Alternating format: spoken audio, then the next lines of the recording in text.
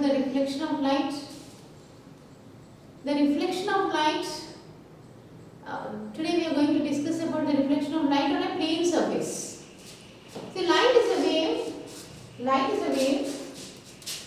When you take a plane surface, a plain smooth surface, we are going to have a reflection on a smooth surface and a rough surface. The reflection is regular reflection when it reflects on a smooth surface. When you take a smooth surface, reflecting surface, the finish must be smooth, number one. If you take a glass, the finish is smooth. And second important thing is, a metal is the best reflector of light.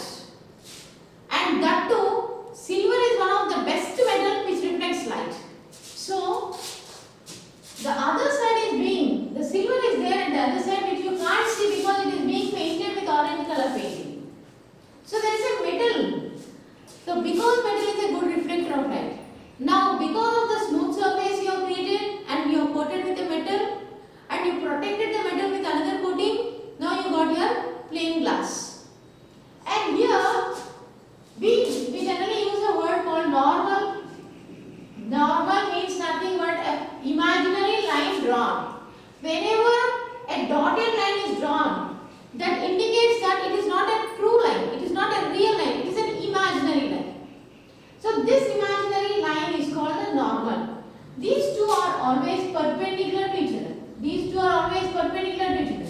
The plane surface and the normal are always perpendicular. Normal means perpendicular. The meaning of normal itself means the perpendicular imaginary line drawn. Now, if we are considering one ray of light, see, the light always travels in a straight line. Light always travels in a straight line. That is called the rectilinear propagation of light.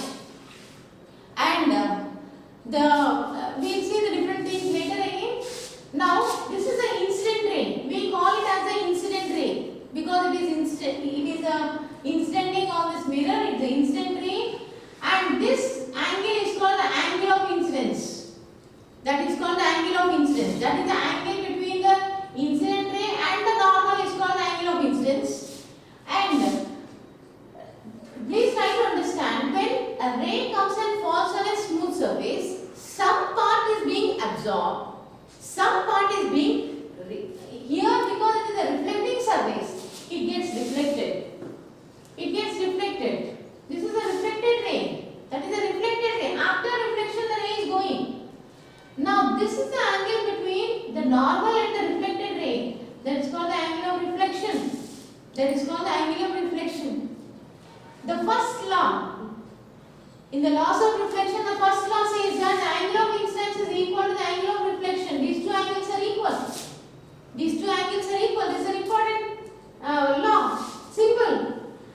For example, if the ray is coming like this, so this is the angle of incidence. The reflected ray also goes like that because this angle and this angle are equal, should be equal. So, if the ray is coming like this, along the normal, it retraces its own path. Again, it goes back at that. If the ray is coming like this, still the angle of incidence is increasing. Again, the ray will go like that. The angle of refraction also will increase. So, these two are equal. Simple. The angle of incidence is equal to the angle of reflection. This is the first law. Second law is, the incident ray and the reflected ray and the normal, all the three lie on the same plane. See, this is a body of the plane. All the three lie on the same plane. The incident ray, the reflected ray and the normal, all the three lie on the same plane. This is the second law. These two are called the laws of reflection.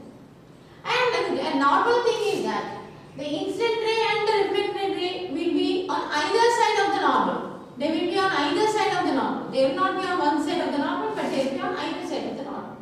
Okay.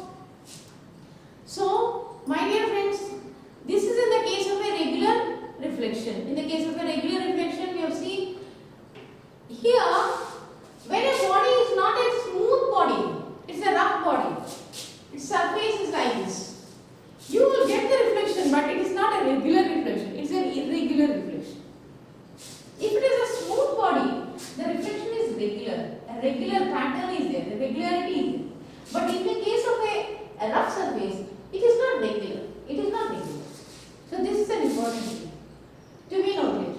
If it is a curved surface, for example, there is a curvature. Here there is a curvature. Here there is a curvature. It always follows the laws of reflection, even if it is on a plane surface or a rough surface.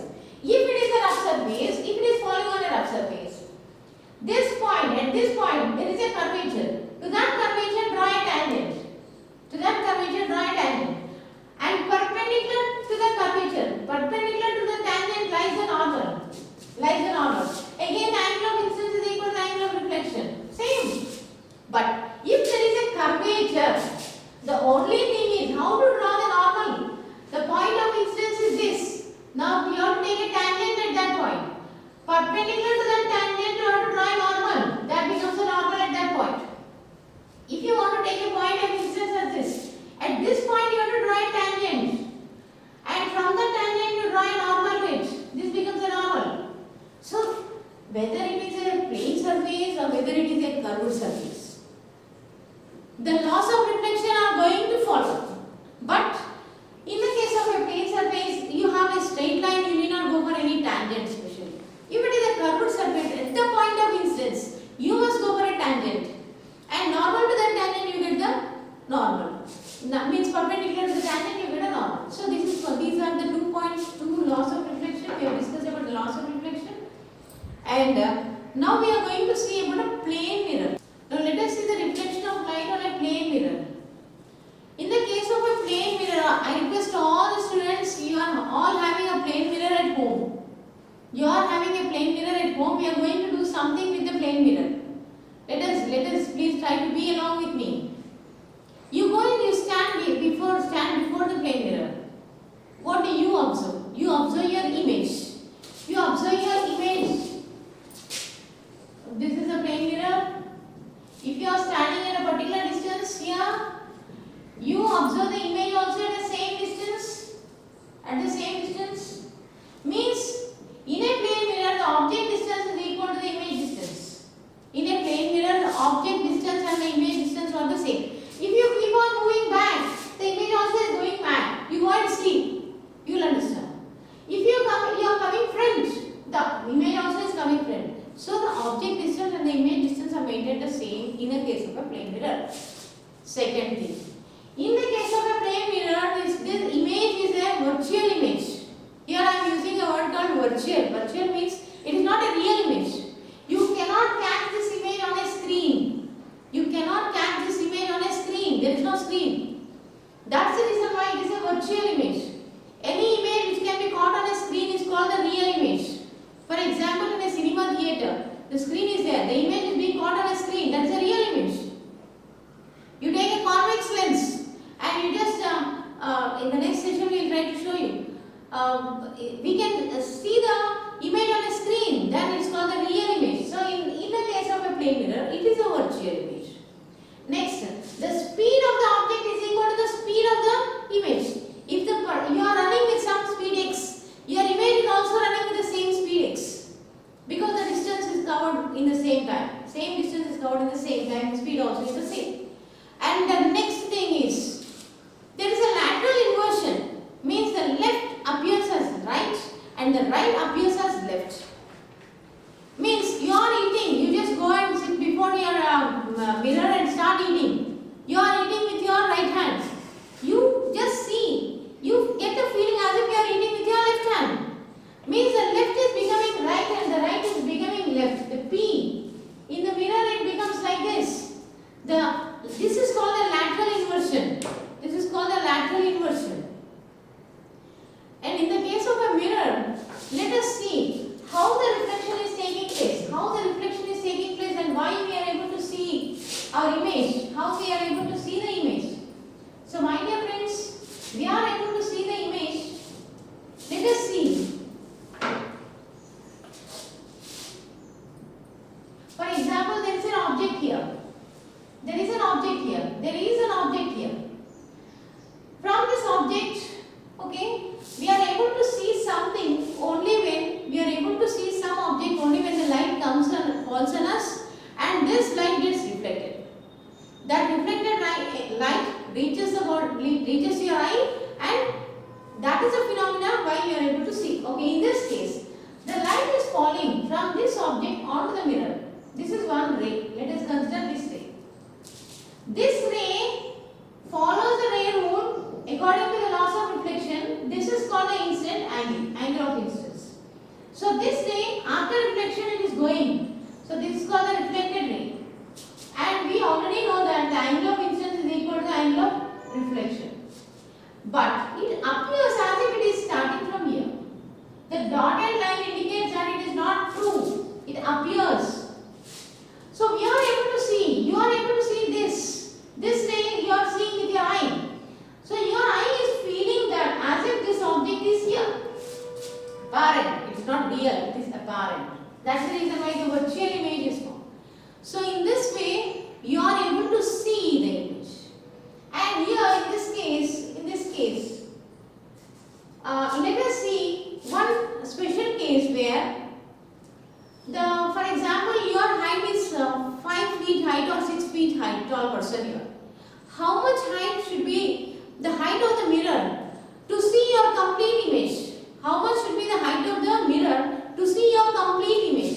Let us see the case. This is an important case which is being mostly discussed in many of the competitive examinations, and this is a simple thing. Please try to understand. For example, I am trying to draw a big human being so that we can understand. See, for example, this is a mirror. Yes, just try to see there is a geometry in this. Now you are able to see, your eyes are located here. See that this is the top part of your head. So the light is coming and reaching your eye like this.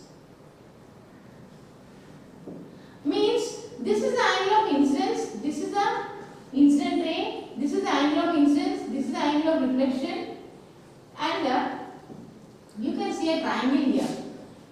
Here, my dear friends, please try to understand, if this is x, this is also x. These two are similar triangles. Please try to understand. And there is one ray which is reaching from the foot to the eye. Again, the angle of incidence and the angle of reflection. Let us say that this distance is y and this distance is also y. So my dear friends, you can see here you can see here. So this is y because these two are equal, and this is x because this is x. Please try to see. So this is the height of the mirror that is required. That means x plus y. Height of the person is 2 into x plus y. Means the height of the mirror which is required is only half the height of the person. I don't know whether you understood it or not. Please try to understand the point. From the top, once again, this is a human body. Here is the eye for you to understand. Here the ray is coming. You are facing the top. Here the ray is coming. It's an incident ray. After getting reflected, it is coming here to your eye, reaching your eye. According to your knowledge already, angle of incidence is equal to the angle of reflection. So here, this part is taken as x and x because two triangles are formed here. Similarly, from the feet, you are getting one ray, incident ray and reflected ray reaching your eye. And again, here these two angles are equal. These two angles are equal, angle of incidence and angle of reflection. And these two sides are also equal. These are the two similar triangles are formed here. Here, the height of the mirror is nothing but equal to this much height is required, that is x plus y. Our height is 2 into x plus y. Means if a mirror of half the height is provided, you can see the complete image of the body. And one more thing, one more point. If a mirror is rotated, this is an important thing. If a mirror is rotated through an angle theta,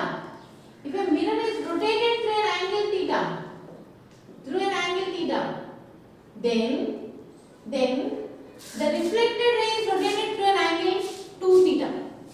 The reflected ray is rotated through an angle 2 theta. This I request all of you, you can do it. It's a simple geometry You can try it. And one more thing is also there. If you take two plane mirrors, and you place the two plane mirrors at different angles, you can take it as an assignment, you can take it as an observation. You can prepare a chart, serial number. First time when you are doing, maintain the angle between two plane mirrors. You take two plane mirrors and just keep them at an angle of 15 degrees or 10 degrees, and keep an object, a pencil or some object in between, and count the number of images formed. You can count 1, 2, 3, 4 like that. You can count how many number of images are formed. Now you can put a serial number. First time you are doing an experiment, you do what? Angle, how much angle you are maintaining between the two mirrors. Let it be 10 degrees, 20 degrees, 30, 40, 50, 60 like that you can go with. And number of images formed. M stands for the number of images formed. You can have a table. You can observe it. You can do a small experiment at home. Count it. It's very interesting. Take two mirrors, put some angle, and keep counting the number of images formed. Next second time when you are doing, make the angle to be 20 degrees angle. How to get this 20 and 10 and all? Take a white paper. On a white paper, take a protractor and measure. You write the measurements. 0, 10, 20 like that. You put the measurements. And that you take it as a base. And on that base you keep moving the mirrors. In that way you can do your observation. You are a scientist. You are observing. Finally, you observe that n is nothing but equal to 360 by theta minus 1. This is a standard formula for the number of images formed. So the number of images which are formed are given by the standard formula, that is n is equal to 360 by theta minus 1. You observe. From the observations you come to a conclusion. You will come to this conclusion. For example, if theta is 60 degrees, just replace the angle theta with the 60. So then n becomes equal to 360 by 60 minus 1. Means 6 are 36, 6 minus 1 means 5. So the number of images formed are 5. So when in that way you can calculate for all. So this formula, you can derive this formula from this table. From the observations you can derive this formula. You can say whether it is right or wrong. You can do it at home. And one more thing, you take two plane mirrors. Make them parallel to each other. Exactly parallel, means these two are parallel to each other. Now you put an object in between. You can put any object in between. After that, you just see the number of images inside this. You can see infinity number of images are formed in this. Again, you see into this mirror. You can see infinity number of images into this. Means when two plane mirrors are kept at an angle parallel to each other, infinite number of images are formed. So my dear friends, this we see when we go to a sweet shop or any cloth shop. The quantity of whatever the stock which is there is very less. But because of the mirrors which are arranged, the stock is seen to be multiplied. See, it gives an apparent view. It is not a real view. The apparent view is magnifying. So the viewer will not be so carefully viewing whether it is an image or whether it is a real object. But it appears to be more, which will be impressing the customer. So this we can see when we go outside. We can see this generally. So my dear friends, coming to the part of the number of images